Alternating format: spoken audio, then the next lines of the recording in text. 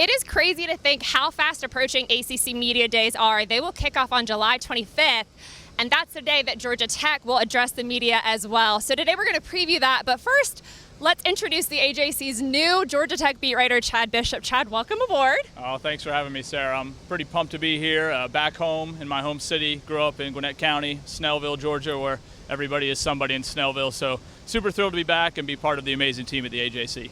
Tell folks kind of what they can expect as far as your approach to the beat and just what they can expect to look forward to with your work. Yeah, I've been doing this for a long time. I'm a journalist by nature. I'm going to be, down the middle, going to give you the facts, try to be as fair as possible and try to be as honest as possible. Not going to sugarcoat things and try to bring you the best Georgia Tech coverage that there is and give the fans all the information they can handle.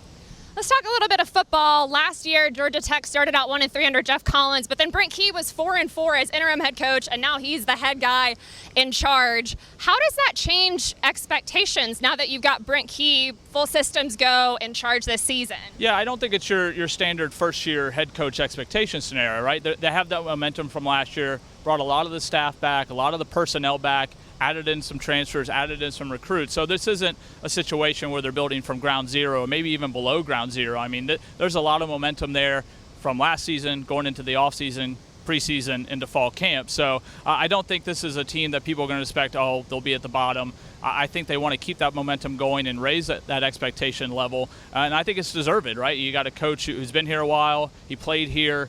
He knows what to expect. And so I think it's not going to be, well, that team's no good. They're going to be at the bottom of the league. I think that people should expect this team to maybe compete for a bowl game and be at the top of those conference standings.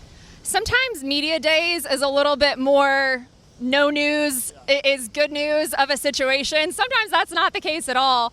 I think people are probably kind of looking for a message from Georgia Tech, though, as far as, does Brent Key come in with support and, a mandate, so to speak? Yeah. What do you want to hear, if you're fans, if you're you, what do you want to hear from Georgia Tech players and Brent Key at Media Day? I just want to know what that narrative is from that locker room and from that program. What do they want the standard to be? What do they want people to think about them? Are they going to allow the media and the fans to really dictate what this season is? Or are they going to come out and say, hey, this is what we're striving for. We're shooting for an ACC championship. Are they going to kind of rein it in and play cautious optimism?